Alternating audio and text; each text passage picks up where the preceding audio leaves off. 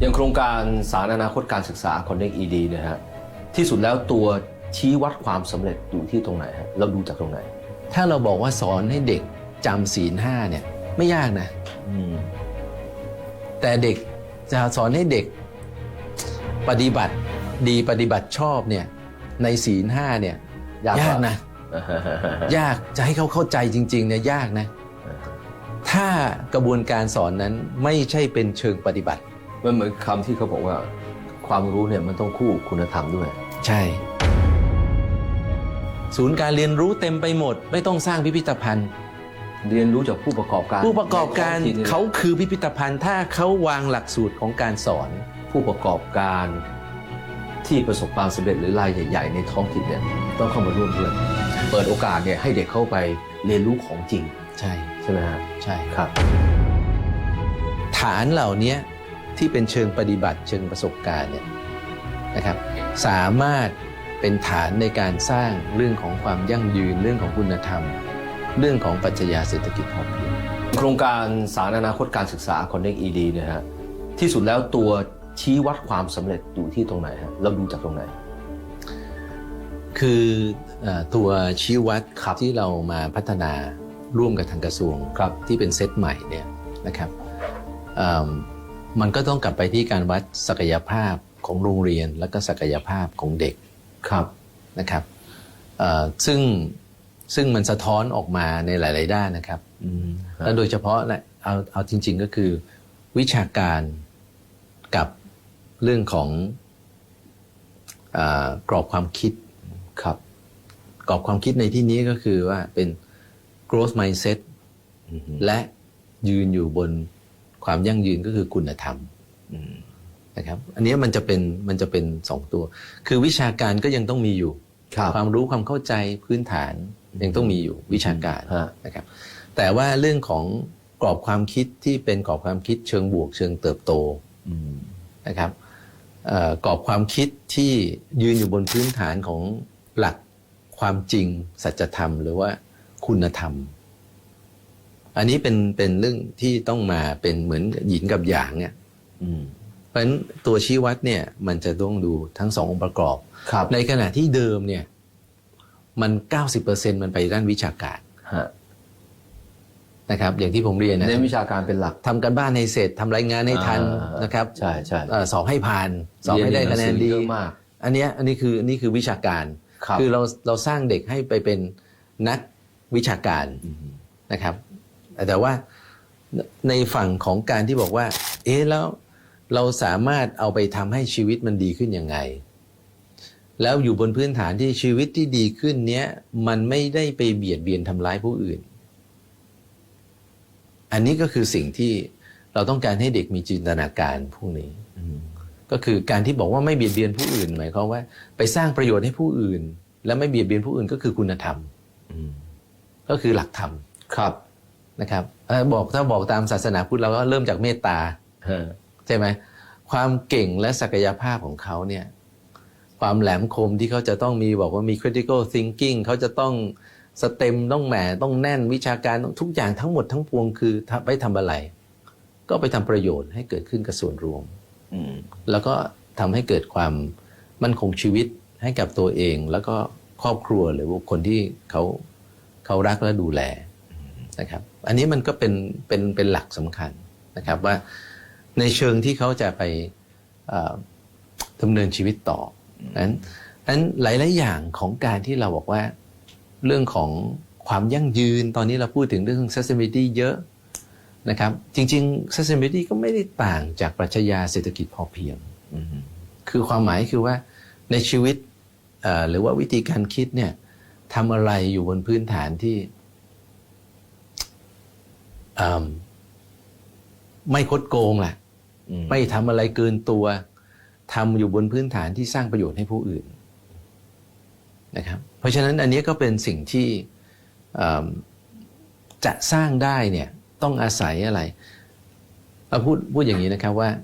ถ้าเราบอกว่าสอนให้เด็กจำศีลห้าเนี่ยไม่ยากนะแต่เด็กจะสอนให้เด็กปฏิบัติดีปฏิบัติชอบเนี่ยในศีลห้าเนี่ยยากนะ ยากจะให้เขาเข้าใจจริงๆเนี่ยยากนะถ้ากระบวนการสอนนั้นไม่ใช่เป็นเชิงปฏิบัติ มันเหมือนคำที่เขาบอกว่าความรู้เนี่ยมันต้องคู่คุณธรรมด้วย ใช่ ประมาณนั้นนะ ใช่นะครับคุณธรรมเป็นพื้นฐาน แล้วคุณธรรมที่สร้างประโยชน์ก็เรียกว่า growth mindset ครับ ก็คือกรอบความคิดที่เป็นเชิงเติบโต เรียนรู้ไม่มีวันจบ แล้วเราก็ชอบบอกว่าสังคมแห่งการเรียนรู้ทั้งชีวิต มันก็ต้องมาจากตรงเนี้ยคุณธรรมเป็นพื้นฐาน สร้างประโยชน์ให้ผู้อื่นทีนี้มันอยู่ที่ว่าเราถนัดเรื่องอะไร เรามีความสนใจเรื่องอะไรเป็นพิเศษ ซึ่งต้องยอมให้เขา explore ยอมให้เด็กเนี่ยได้ค้นคว้าได้ค้นหาได้ทดลองทำผิดถูกอันนี้ก็คือหลักการว่าทีนี้ในเชิงของปฏิบัติเราบอกว่าเราจะ address เรื่องของความยั่งยืนเรื่องของคุณธรรมนะครับคู่ไปเรื่องของวิชาการและวิชาชีพนะครับเราต้องอาศัยการปฏิบัติหรือเราเรียกว่าผมขออนุญาตเรียกว่าศูนย์การเรียนรู้นะครับครับหมายความว่าทุกๆโรงเรียนเนี่ยควรจะมีศูนย์การเรียนรู้นะครับศูนย์การเรียนรู้ในที่นี้ก็เป็นเซ็นเตอร์ของการที่ได้มีโอกาสเลือกเรียนนะครับแล้วก็เรียนในเชิงปฏิบัติยกตัวอย่างว่าทุกวันนี้จริงๆเราก็มีนะที่บอกว่าให้เด็กทำเกษตรอันนี้ก็เป็นเชิงปฏิบัติอันนี้เป็นเรื่องวิชาชีพครับนะครับมีพื้นฐาน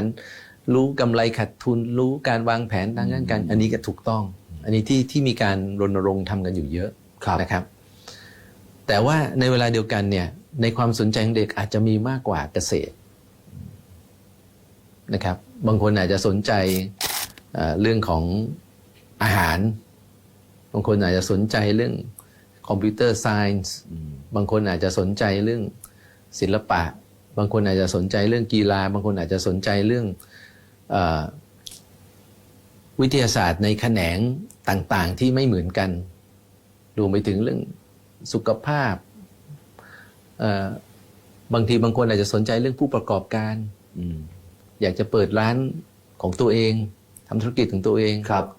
มีความสนใจที่หลากหลายเต็มไปหมดตามสาขาอาชีพต่างๆตามอุตสาหกรรมต่างๆในระบบของเศรษฐกิจที่ไปช่วยสร้างความมั่นคงให้ชีวิตอันนี้คือด้านวิชาชีพคือนำเอาความรู้ความสามารถไปต่อยอดค้นคว้าวิจัยเรื่องใหม่ๆทำยาก็ได้บางคนสนใจอยากจะทำยานะครับทำแผนโบราณแผนสมุนไพรอะไรก็มันต้องมีที่ให้เขาเรียนถูกไหมถ้าเขาสนใจทำไมจะต้องรอมหาวิทยาลัยนั้นถ้าโรงเรียนมี learning center เนี่ยก็สามารถเรียนด้านวิชาการวิชาชีพนะครับและด้านคุณธรรมที่คุณธรรมเนี่ยนะครับทำยังไงแล้ววิชาชีพจริงไปด้วยกันได้นะความหมายก็คือว่าผมอยากจะยกตัวอย่างว่าบ้านเราเนี่ยไม่มีห้องสมุดใหญ่ๆครับไม่มีพิพิธภัณฑ์มีน้อยพิพิธภัณฑ์มีน้อยแต่ถ้าจะให้มันไปทุกๆอำเภอทุกๆตำบลมีพิพิธภัณฑ์ทำยังไงฮะพิพิธภัณฑ์ก็เป็นที่ที่คนไปเรียนในเชิงลึกในแต่ละด้านความสนใจเรื่องสัตว์บ้างเรื่องสุขภาพบ้างเรื่องวิทยาศาสตร์เรื่องยานอวกาศเรื่องแล้วแต่การบินในประเทศที่พัฒนาแล้วเนี่ยอังกฤษอเมริกาเนี่ยเขาเป็นศูนย์นวัตกรรมของโลกเพราะว่าเขามีองค์ความรู้หลายด้านมากแล้วให้ตั้งแต่เด็กเนี่ยสามารถไปเสาะหาไปเรียนรู้ครอบครัวแทนที่เอาลูกไปเดินห้างทุกอาทิตย์ไล่ไปพิพิธภัณฑ์ต่างๆอันไหนดีกว่ากันถูกไหมฮะครับคือมันเป็นศูนย์ความรู้อ่ะในเชิงลึกในแต่ละด้านที่บ้านเราไม่มีพิพิธภัณฑ์ทำยังไงให้มีทุกตำบลทำไงฮะทำให้เอกชนที่เป็นผู้นำในแต่ละอินดัสทรีเนี่ยเป็นศูนย์การเรียนรู้สมมุติว่าคือเจนพวกพันธุ์คุณเก่งเรื่องเกษตรนะครับคุณมีศูนย์การเรียนรู้ด้านเกษตรและอาหารเป็นฐานให้เด็กไปเรียนไหม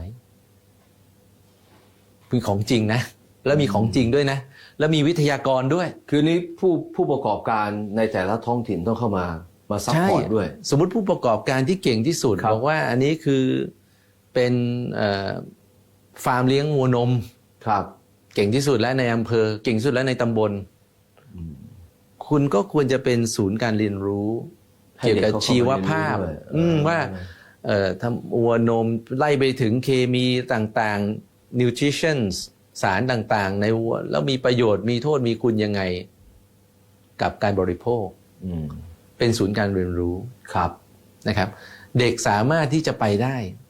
อืม แม้กระทั่งฟาร์มไก่ฟาร์มหมู หรือแม้กระทั่งสวนผลไม้เพียงแต่เราไม่เคย organize เราไม่เคยวาง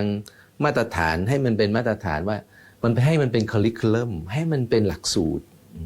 แต่ถามว่าทำยากไหมไม่ยาก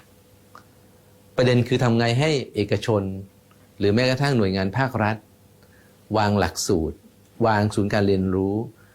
มีวิทยากร อืม ก็เกิดคุณครูขึ้นอีกเป็นหมื่นเป็นแสน อืม ในภาควิชาการที่เด็กสนใจและโรงเรียนก็พาไป อาทิตย์นี้ไปอันนี้นะ แล้วเดี๋ยวกลับมาดูทบทวนบทเรียนได้นะ เพราะมันแอพพลายกับบทเรียนได้ อาทิตย์นี้ไปดูอันนี้นะครับ อาทิตย์นี้ไปดูอีกที่หนึ่งนะ ครับ ศูนย์การเรียนรู้เต็มไปหมด ไม่ต้องสร้างพิพิธภัณฑ์ เรียนรู้จากผู้ประกอบการ ผู้ประกอบการ ในท้งถิ่นนี่แหละ เขาคือพิพิธภัณฑ์ถ้าเขาวางหลักสูตรของการสอน ถ้าอย่างที่คุณสุภชัยได้อธิบายเมื่อสักครู่นี้เนี่ยนั่นหมายความว่าผู้ประกอบการที่ประสบความสำเร็จหรือรายใหญ่ๆในท้องถิ่นเนี่ยต้องเข้ามาร่วมด้วย ใช่ เปิดโอกาสเนี่ยให้เด็กเข้าไปเรียนรู้ของจริง ใช่ ใช่ไหมฮะ ใช่ ครับ เพราะฉะนั้นองค์กรภาคเอกชน ครับ เล็กกลางใหญ่ ครับ สามารถที่จะสร้างหลักสูตร แต่แน่นอนต้องมีคนคุริฟายหลักสูตรนะ อืม ซึ่งเราอาจจะบอกว่าเราเวิร์กกับมหาวิทยาลัยในแต่ละจังหวัดใน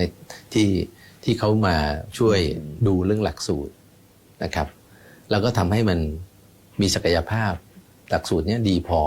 ที่จะให้เด็กเนี่ยมาเป็นฐานการเรียนรู้ เชิงประสบการณ์นะครับแล้วพอเด็กโตขึ้นหน่อยก็เป็นเชิงปฏิบัติ ก็คล้ายๆกับอินเทอร์นะครับช่วงซัมเมอร์บ้างช่วงปิดเทอม ไปฝึกงาน ไปฝึกงานไปอะไรแบบนี้นะครับ มันก็เป็นการสร้างให้เด็กเนี่ยได้ไปเรียนรู้ในสิ่งที่เขาสนใจ และได้สัมผัสปัญหาจริงๆนะครับเป้าหมายจริงๆ สิ่งที่มันเป็นเรื่องจริงๆ ที่จะทำให้เกิด Impact กับชุมชน หรือว่า Impact กับประเทศนะครับตรงนี้เป็นสิ่งที่เราเชื่อมทีนี้เวลาที่เอกชนหรือว่ารัฐหน่วยงานที่เข้ามากลายเป็นศูนย์เรียนรู้เนี่ยเป็นโครงเครือข่ายของศูนย์เรียนรู้เนี่ยนะครับซึ่งผมมองว่ามันดียิ่งกว่าพิพิธภัณฑ์อีกนะ ฮะ ต้องพูดอย่างนี้นะครับ ครับ แม้กระทั่งโรงพยาบาลน่ะ อืม ก็ยังเป็นหนึ่งในศูนย์การเรียนรู้นะทางด้านของสุขภาพ ใช่ ถ้าเขามีหลักสูตรนะครับ แล้วก็เข้ามาจอยโปรแกรมเนี้ยสิ่งที่เกิดขึ้นก็คือในโปรแกรมเหล่านี้จะต้อง embed เรื่องของเราเรียกว่าเรื่องของวัฒนธรรมองค์กร อืม พูดง่ายๆคือธรรมาภิบาลขององค์กร อืม เรามักจะพูดคำว่าธรรมาภิบาล ครับ ธรรมาภิบาลก็คือคุณธรรมขององค์กร ถ้าเด็กได้มีโอกาสเรียนรู้หลักสูตรเหล่านี้แล้วก็มีเรื่องของคุณธรรม มีเรื่องของวัฒนธรรมองค์กร มีเรื่องของเป้าหมายความยั่งยืน อืม ขององค์กรนะครับแล้วเป้าหมายความยั่งยืนสามารถแตกแขนงออกไปเป็น 17 เราเรียก SDGs goals นะ sustainability นะครับ development goals ซึ่งอันนี้อยู่ในระดับมหาภาพเลยของที่ว่า UN เขาทำ study ออกมาว่า ครับ โลกเราเนี่ยมีปัญหาอยู่หลักๆ 17 ข้อ ถ้าปรับปรุงทั้ง 17 ข้อนี้ได้เนี่ยนะครับไม่ว่าจะเป็นเศรษฐกิจสิ่งแวดล้อมสังคมนะครับความเหลื่อมล้ำสิทธิมนุษยชนอะไรต่างๆ อยู่ในนี้หมดเลยนะ อืม ก็ embed อยู่ใน curriculum ด้วย มันก็จะกลายเป็นว่าในขณะที่เขาเรียนในสิ่งที่เขาสนใจ เขาก็จะได้ซึมซับสิ่งที่เป็นคุณธรรมจริยธรรม ฐานเหล่านี้ที่เป็นเชิงปฏิบัติเชิงประสบการณ์เนี่ยนะครับสามารถเป็นฐานในการสร้างเรื่องของความยั่งยืนเรื่องของคุณธรรม เรื่องของปรัชญาเศรษฐกิจพอเพียง วมสนับสนุนท็อปนิวส์นำเสนอความจริงได้แล้ววันนี้ เพียงกดปุ่ม Super Thanks แล้วเลือกจำนวนเงินตามที่ต้องการได้เลยครับ ขอบคุณครับ